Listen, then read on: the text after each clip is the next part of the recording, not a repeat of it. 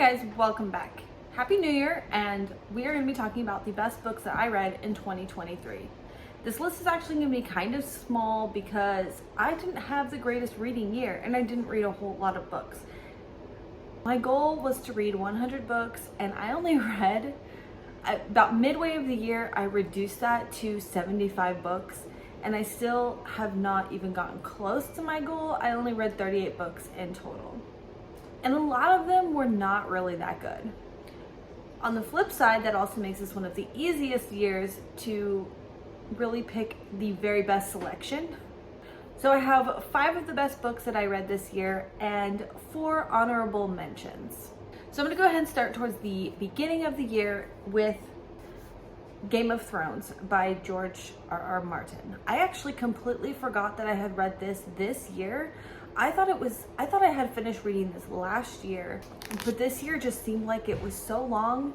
So yeah, I completely forgot that I had read this book. I don't think I really need to explain what this book is about, but it is definitely pretty decently long. However, even though this book comes in at over 800 pages, the next books in the series are even longer, and I cannot wait to get into them.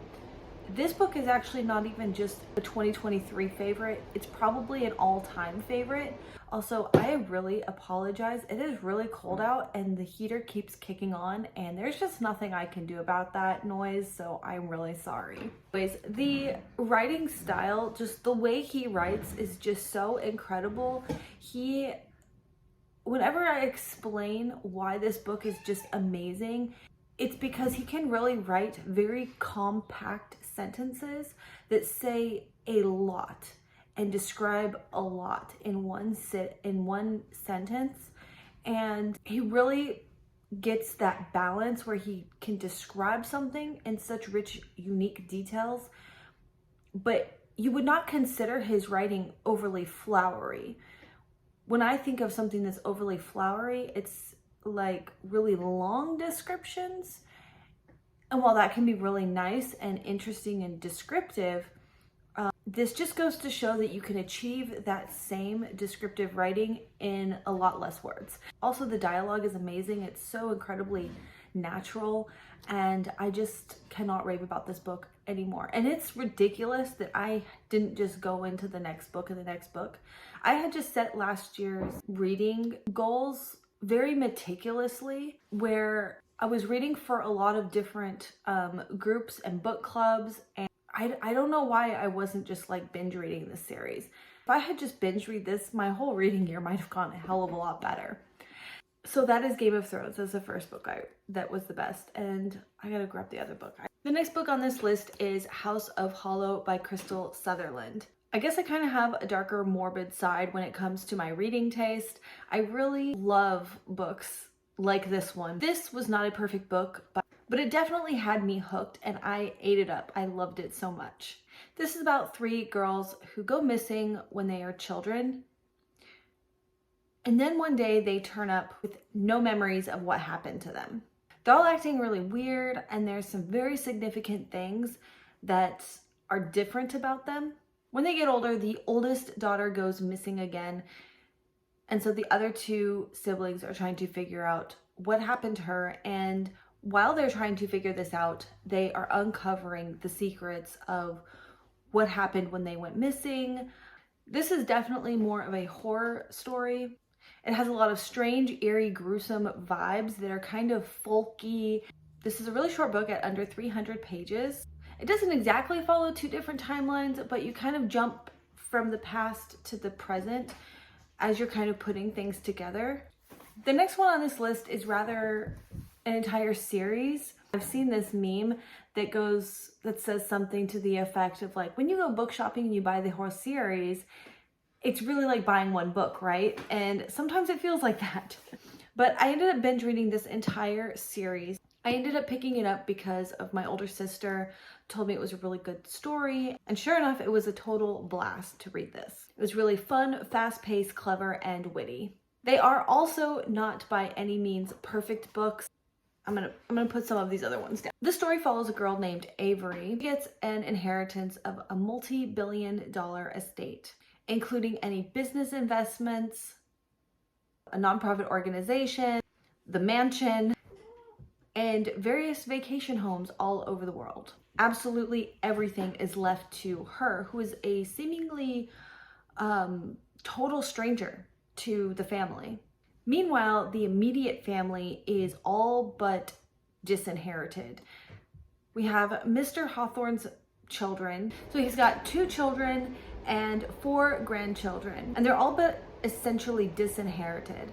The 2 children get a couple little trinkets, and then the 4 grandchildren, they do get, one of his daughters gets left some money, and then his grandchildren get, I think, like $100,000 each or something like that. Either way, when you're talking about multi-billion dollars, that's nothing. Then the big question is why? Who is Avery, and why would he leave a stranger everything he owns? So Avery and the Hawthorne boys, oh, and there is a stipulation that she has to live in the mansion for 1 year before she can inherit the estate. So Avery and the Hawthorne boys discovered they have been left some puzzle pieces, some clues, to get them started on discovering the answer to this big question. And while they're doing this, they are also discovering the secrets of the Hawthorne family. So as I said, these were not perfectly written books. For example, some of this whole series is just filled with tons and tons of puzzles and stories, and they really do kind of arrive at the answers to these so incredibly quickly that I know a lot of people will probably have a problem with that. But I'm completely willing to overlook that because of the fact that it keeps the story moving at that fast pace, and that's a hell of a lot more important to me than kind of making it more realistic. Also, when it comes to some of the romances, that was not my favorite thing at all, especially, and then also the kind of the way that the series ended, I was not exactly a fan of that either. That's a completely personal opinion. They had to wrap up the story somehow, and I mean, it's very nice, okay? But I just didn't feel that the ending was really great, how I would have ended the book. But that's completely my opinion. Either way, overall, this was a really great series. I also feel that I really needed these books in my life because I had just broken that ice through the worst reading slump I think I've ever had.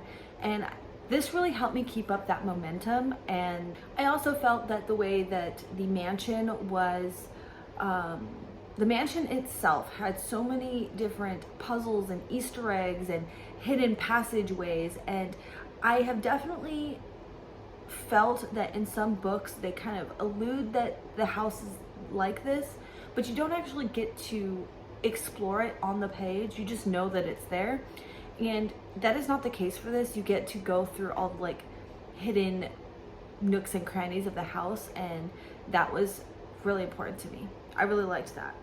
And that's that. The next book I read on an ebook, and that was The Very Secret Society of Irregular Witches. And this book is very popular this year, and I almost did not read this book because I thought it was going to be like a contemporary romance, but like witches. And I get so irritated by like the cookie cutter format a lot of those stories kind of fall into. I think I had just read I also had just read the X-Hex, I believe, and that is very much like, I had fun with that, but it definitely did not make the cut to be a favorite book of mine because I need my characters to just, I need my plot, my storyline to just have more depth than just the romance. And this one really surprised me. I gave it that chance, and I was completely willing to DNF it if it started to fall into that category, but it didn't. So this book is about a girl, a witch, who in this world, witches are isolated. They're supposed to stay a secret, but she gets really lonely, and she decided to make a YouTube channel, and it's supposed to be like pretend, and I guess she kind of does some witchy things. She gets this email or this message of this family just pleading that they really need her help, and if she could just come out to where they live and talk to them, that would be appreciated. So she's just intrigued enough that she goes. And she discovers that there are these 3 young witches who are being raised by humans, and they cannot control their powers. And at first she's like, no, no, no, no, no. This is gonna get us too much attention. You cannot have this many witches in one place, and me being here is going to cause problems. But through meeting them, she realizes that what else can she do? Because thank you. What else can she do? Because they are just children and just as vulnerable as she was when she was a child. And she realizes how important it is that they do need her help. So she ends up staying. And it's really this story of self-discovery. She discovers that she was brought up a very specific way under this older witch. And she was taught that you had to live this very isolated life. I think that through meeting this family and through living with them, and maybe her life doesn't have to look that way. That's just one person's opinion of how to live your life. Ideas of what life should have to look like get changed. And it has a lot of character depth and character development, and you fall in love with all of these people, and there's a ton of magic in it. I absolutely love this book. The Sword Catcher by Cassandra Clare. This was the last book I finished of 2023, and a really good way to finish off the year. There is also a reading vlog for this book that you can check out, and there are no spoilers in that if you want a little bit more in-depth discussion of how I felt about each, how the reading process went. This is about a boy named Kel who is plucked from an orphanage and taken to the palace because he has like the right age and the right look to become the sword catcher.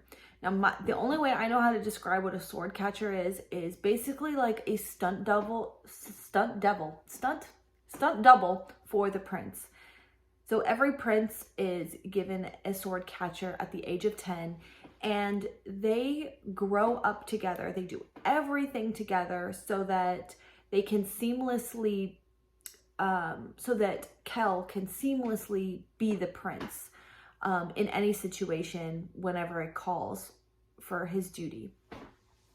And this is because he could be sick, highly dangerous threat, put Kel in place of the prince just in case something happens. So his true identity has to be keeping a secret, and when he is not being the role of the sword catcher, he does have a different identity that he uses. There's so much more to the story though, as conflict arises in this fantasy world. As Prince Connor gets closer to becoming the king and having to choose a bride. This book also has some magic, which is a very interesting setup. They have this whole kind of like race of people called the Ashkars, and they are kind of forced by the government to live in the salt. And if they ever leave the salt, they have to identify themselves as being Ashkar by like the colors that they wear. And they're very much looked down upon. They're the closest thing this world has to magic, but really it comes down to like making potions, and then they are able to use gems, it's called geometry, for healing powers. But there used to be more magic in this world, and I feel like at some point in the series, we might see magic again.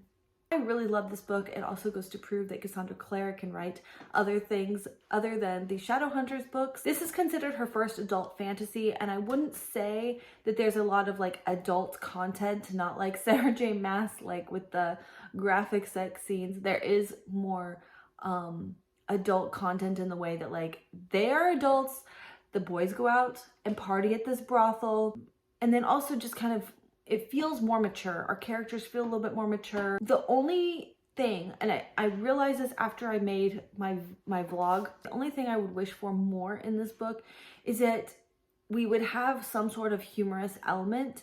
I feel that that's the only thing that was missing from this. It almost takes itself too seriously, and that's one thing I absolutely loved about the Shadowhunter series, especially the first series, the City of Bones. So much funny humor. And I have to say these did not have that element. I feel that some of our characters are more mature in the way that they handle relationships. Like they do have like a person that they love or they care about.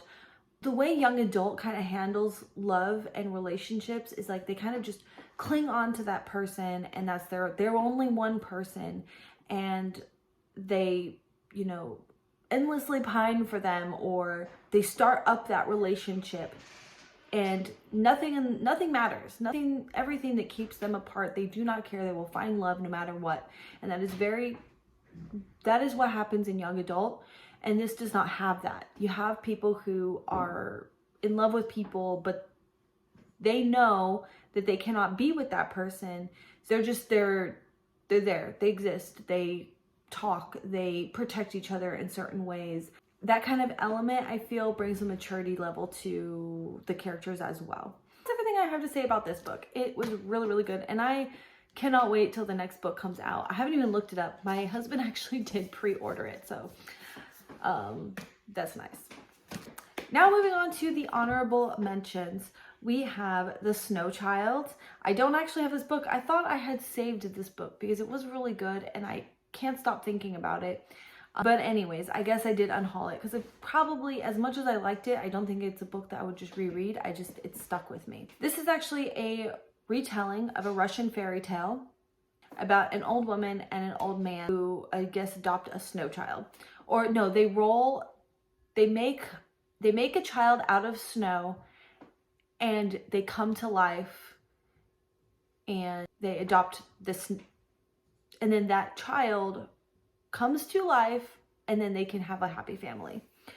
So this does follow that. It's an old woman and old man, and they, I think, moved from Chicago. This takes place in, I want to say, the 40s, and they move out to the Alaskan wilderness, and something happened. They wanted to be parents, but the woman could not conceive, and I think she even had a miscarriage. Either way, they're childless, and it is kind of come between their relationship and drew them a bit estranged. So part of them moving out to the wilderness is to kind of start fresh and start new. They do have to learn to survive in the very harsh winters. When the snow comes, they are not going to be able to like get to town and stuff. Like that's how harsh the winters are. If they have not stockpiled their crops and things, that they could potentially be facing extreme circumstances where they could die. So this is a big learning curve from them.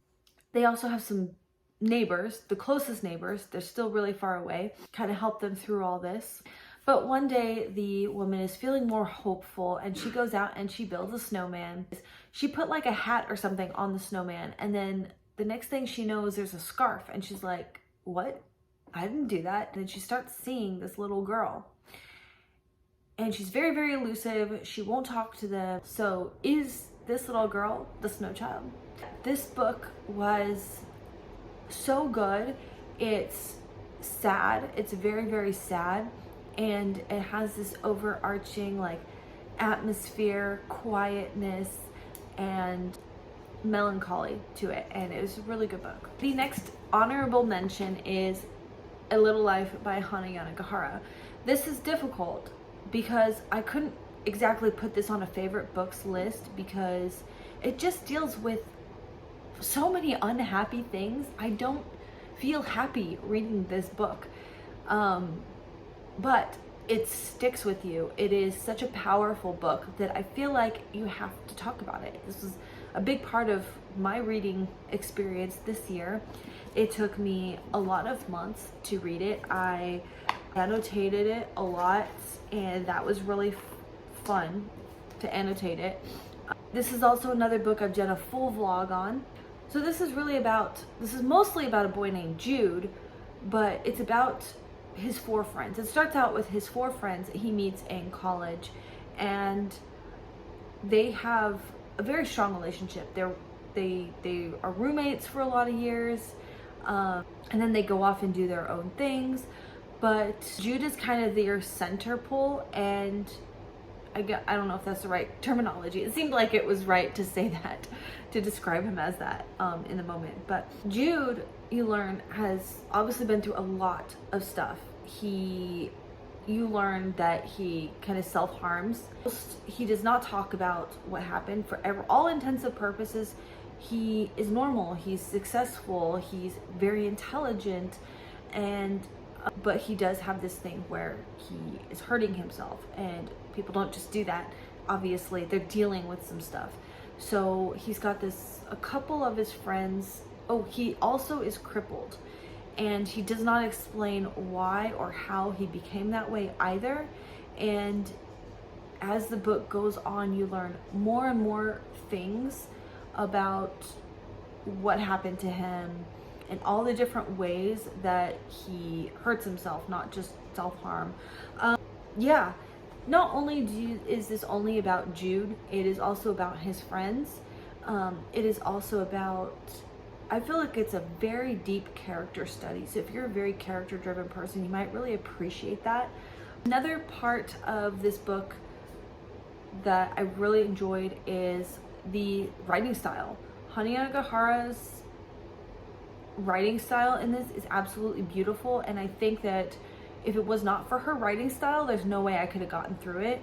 But she also does very interesting writing style of how she kind of dips into different flashbacks of Jude's life, how she dips into other characters' lives, how she explains the subtleties. Like Jude will be sitting there and thinking, like when he's with his group of friends, he doesn't understand like how they could be so nice to him, and that self-doubt, she conveys that like so well.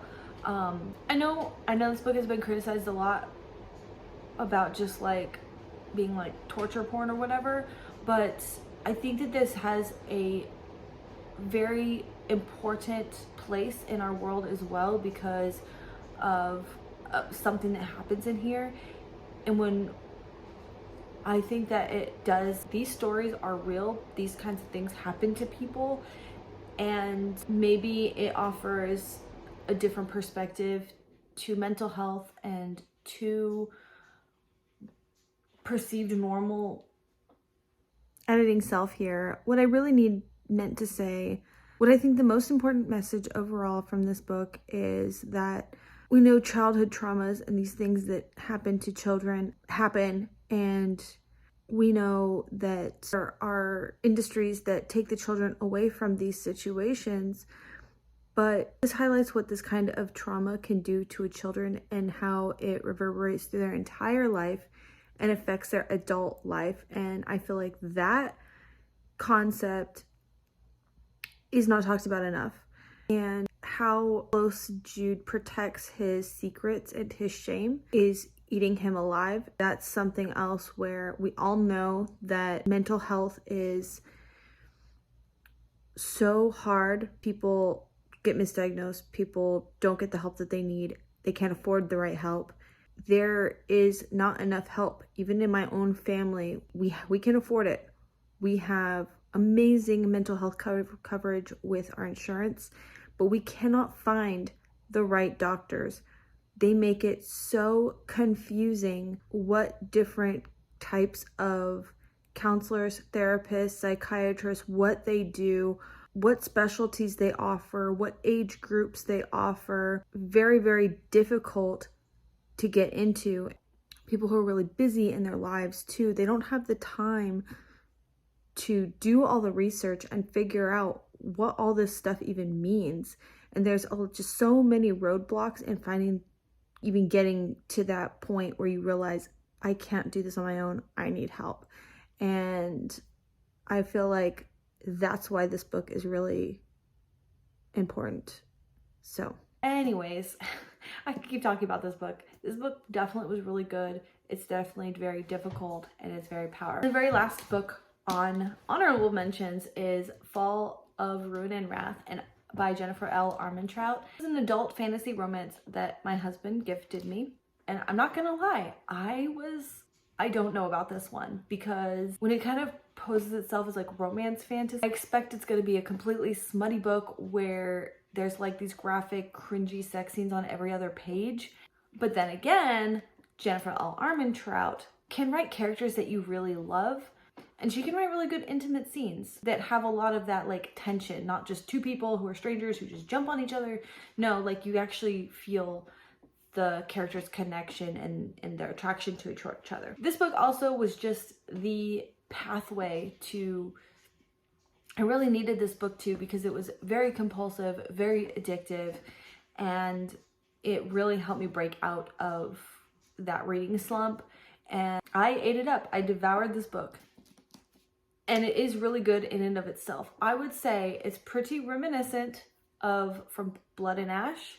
And I think that's just because of the dynamic of the characters, not necessarily like who the character is. It's just like there's this big manly man who's like enormous and lots of rippling muscles, and he's really dangerous and he's like otherworldly. And then you have this like meek girl who is kind of supposed to live. She's not quite like the maiden where she's completely secluded, but she definitely has like a perceived role, and then she likes to step out of that role and like learn to fight, and she's like extra brave, like brave to a crazy level. So there's those kinds of things that I feel makes it very reminiscent of From Blood and Ash, but I don't really care because I loved Blood and Ash and I kind of like that.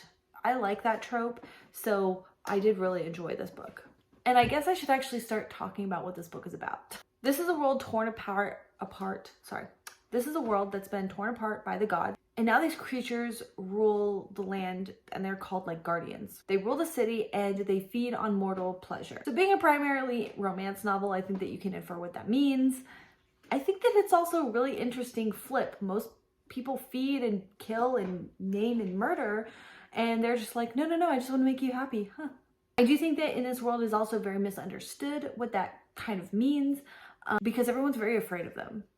Our main character, inadvertently, through extreme bravery, impossible odds, saves this powerful prince. Like, he is on his deathbed, and she is like, oh God, but I also can't like just let him sit here and suffer and die. Like, no one should have to go through that. So she frees him, and then the story goes on from there. Obviously, you've met your love interest. That's not a spoiler because yeah. Anyway, that's about all I have to say about this book. It was really good, and I think it definitely deserves a place on this, because I don't know if this book is going to like last for me as far as like future books that are amazing. I don't think I'm going to continue on with the series, but in the moment I needed this book. It deserved a place on this list. So thank you so much for watching, and I will see you later. Bye.